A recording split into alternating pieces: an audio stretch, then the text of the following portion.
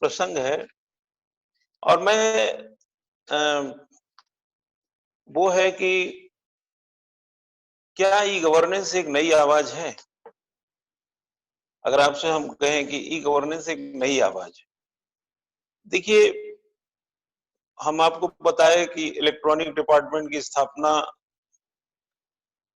Informatics centre की स्थापना, computer क्रांति, उदारीकरण, गुड गवर्नेंस, डिजिटलाइजेशन, उसके पहले जो ई गवर्नेंस मूवमेंट है, आरटीआई है, उसके पहले भी जाएंगे 90s के बाद। तो धीरे धीरे तकनीकी रूप से जो दक्षता प्राप्त हुई वह कहीं ना कहीं किसी न किसी रूप में एक प्रकार से कह सकते हैं कि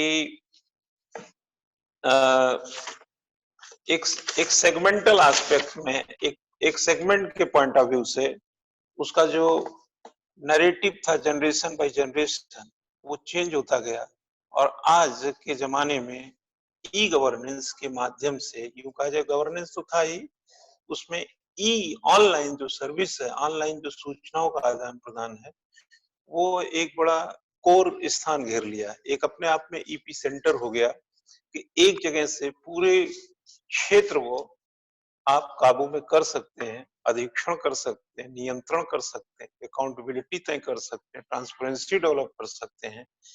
और जिस तरीके से कहा जाता है कि पॉलिसी जनता की खुशियों के लिए है, पॉलिसी जन कल्याण के लिए है, पॉलिसी उस संवेदनशीलता का प्रतीक है, तो ई गवर्नेंस ने इसमें और पुख्ता काम किया है। इसलिए यह एक नई आवाज भी, इसके भीतर एक स्मार्टनेस है, एक ऐसी दक्षता है जिसके कारण समय कम लगता है, परिस्थितियां किसी भी तरह की हों उसमें अनुकूलन स्थापित करना बड़ा आसान है। जैसे देखे होंगे, अभी बिजली चली जाए तब भी हम लोग पढ़ाई कर सकते हैं, इसका बिजली से कोई वास्ता नहीं है, बस बैटरी चार्ज होनी चाहिए। और ऐसा आपके घर में भी बिजली चली जाए तब भी आप इससे पढ़ सकते हैं। कहने का मतलब है कि ई गवर्नेंस काफी कुछ हमको एक इंडिपेंडेंट एस्पेक्ट में, ट्रांसपेरेंट एस्पेक्ट में, अकाउंटेबल एस्पेक्ट में और गवर्नमेंट के द्वारा इसके उपयोग से, ई गवर्नेंस उन्हीं के लिए, हमारे लिए भी है। जैसे मैं आपको गवर्न कर रहा हूं कि मैं आज आपको गुड गवर्नेंस या ई गवर्नेंस या गवर्नेंस पढ़ा रहा हूं, तो कहीं ना कहीं गवर्न ही कर रहा हूं मैं आपको। तो वो सारा चीज पब्लिक तक पहुंच रहा है। और अब देखिए, ये समीकरण भी दिमाग में रख के चलने की जरूरत है कि इन तमाम सुविधाओं के बावजूद, इन तमाम सुविधाओं के साथ क्या हमारा जो एक सोच है प्रशासन को लेकर के, विकास को लेकर के, क्या उसमें बहुत बड़ा परिवर्तन मान लिया जाए? क्या सरकारों को श्रेष्ठ घोषित कर दिया जाए? क्या प्रशासन की कमियों को नजरअंदाज कर दिया जाए और जो चीजें हो रही हैं वो एक अनुकूलन के साथ जगह बना चुकी हैं? क्या ऐसा एक सोच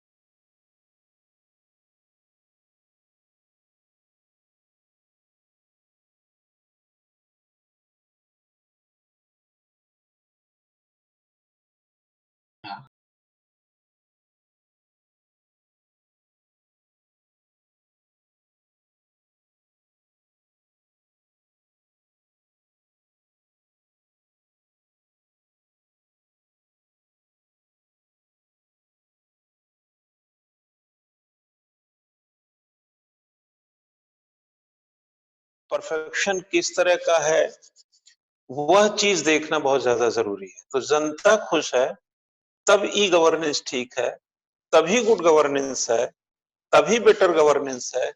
अदरवाइज केवल तकनीक मात्र से, केवल तकनीक के होने मात्र से चीजों को आप एकदम से उसमें मोलम्मा कोई नहीं चढ़ा सकते कि नहीं यही चीज होता है। एक नई आवाज है, नई सोच है, 21वीं सदी में एक डिजिटल इंडिया का जो प्रारूपीकरण हुआ, उसमें यह बहुत मजबूत कदम है और इसके बहुत सारे फायदे हैं, बहुत इसकी अच्छी विशेषता है, अच्छी महत्ता, ये तमाम चीजें हैं इसमें। तो जैसे-जैसे चीजें हैं, हम आपको लिखाने के साथ, प्रश्न के साथ आगे बढ़ेंगे। तो पता नहीं कल के प्रश्न में आपको क्या समझ में आया इस मटेरियल को लेके, लेकिन 3 प्रश्न फिर लिखिए। पहले 3 प्रश्न लिखिए, फिर आगे बढ़ेंगे। और ये प्रश्न रोज इकट्ठे हो जाएंगे तो 10-15 प्रश्न आपके पास आ जाएंगे और तब तक ये जब आपके पास ये खात्मे की ओर होगा, इट मीन्स कि जब ई गवर्नेंस पढ़ चुके होंगे, तब तक आपको पता चल चुका होगा कि जो प्रश्न आपके भीतर डाले गए हैं, क्या उसके उत्तर भी आपके भीतर हैं।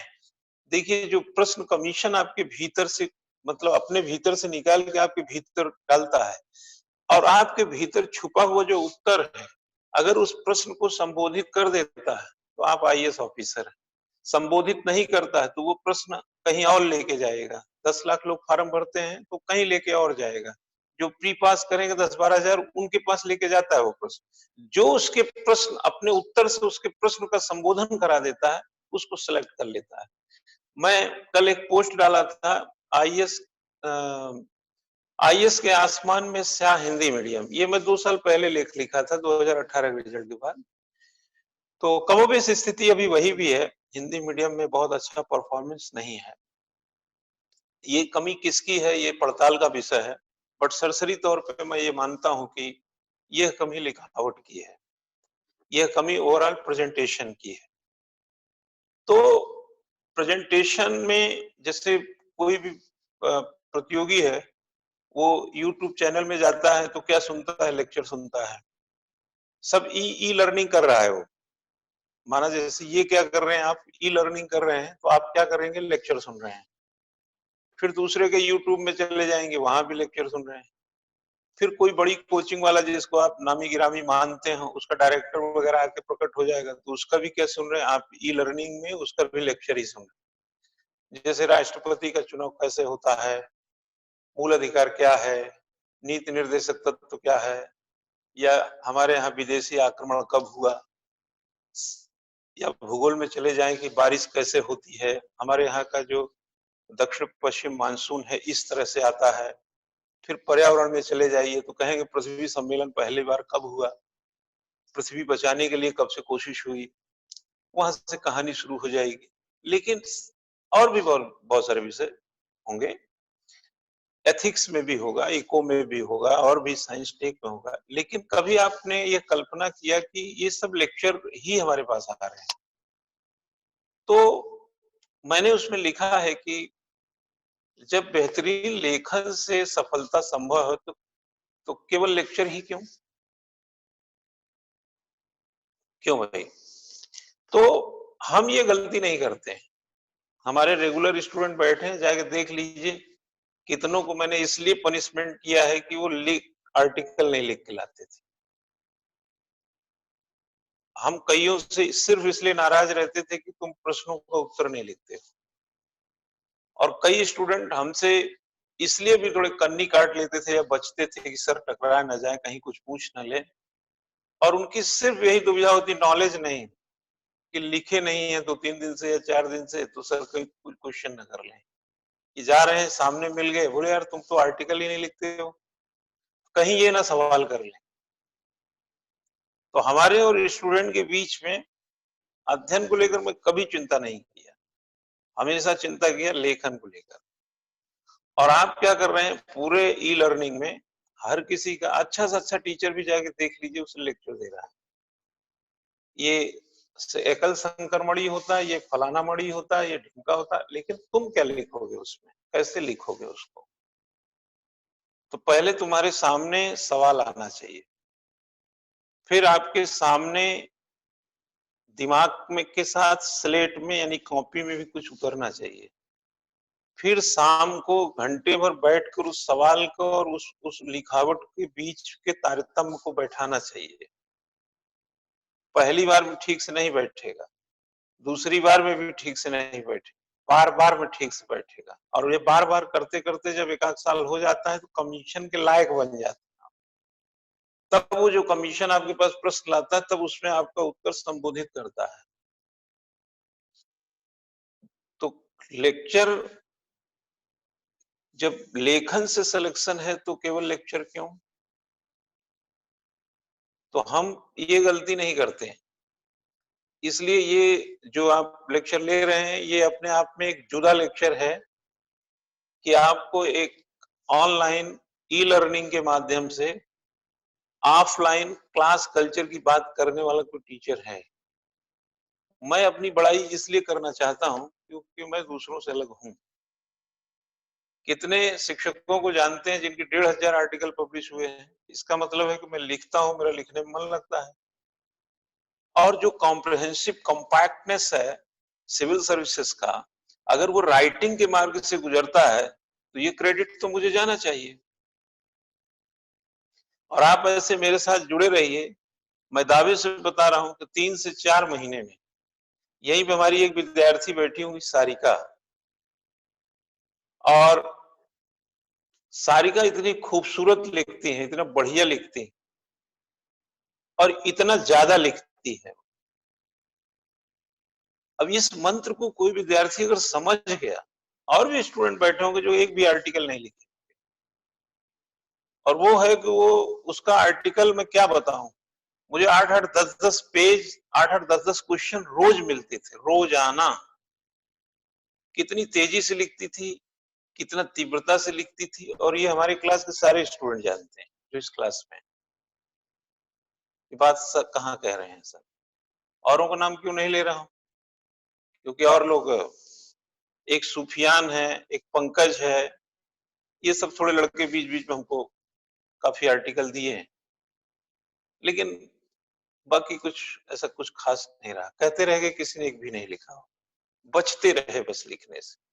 अगर लिखने से आपको बचना है तो आप अपना फोन बंद करके अपने घर में रहिए, इसमें जुड़ने की भी जरूरत नहीं। क्योंकि मैं लेक्चर देने बांचने ज्ञान नहीं आया हूं। अरे यार 18 साल से पढ़ा रहे, उसके पहले हम पढ़ते रहे तो ज्ञान तो हो गया, तो ज्ञान करें क्या? आपको ज्ञान हम भी दे के चले जाएं फॉर्मेलिटी करके। हम आपको वो चीज देंगे जो कमीशन देगा, जो कमीशन पूछना चाहता है आपसे। तो मैं ये गलती नहीं करूंगा।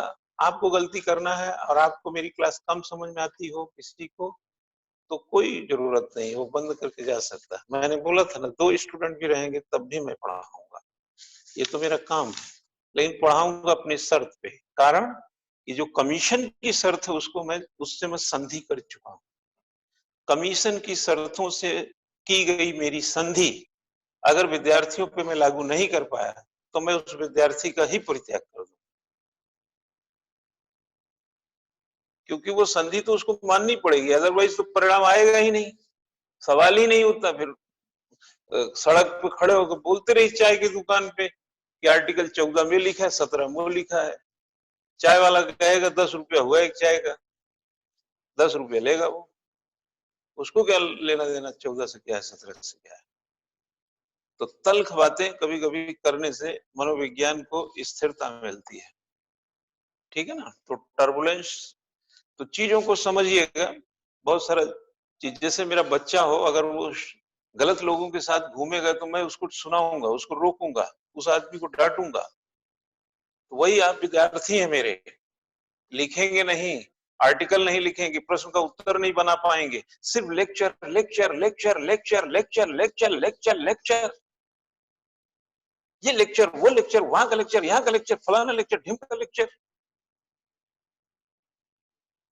जलवायु पे लिखा, गुड गवर्नेंस पे लिखा, ई गवर्नेंस पे लिखा, निबंध लिखा महिला सशक्तिकरण पे, सत्य जिया जाता है सत्य सिखाया नहीं जाता, इस पे निबंध लिखा, वी आर सॉफ्ट स्टेट, लिख लिख के ले आए मेरे पास। सर चेक करो आप। इसका मतलब संगत सही है। समय पे घर पे आना और काम से घर से निकलना, संगत सही है। जो प्रतियोगी लिखता है इसका मतलब प्रतियोगिता के साथ उसका संगत सही है, असंगत नहीं है। क्वेश्चन लिखिए, 3 सवाल लिखिएगा।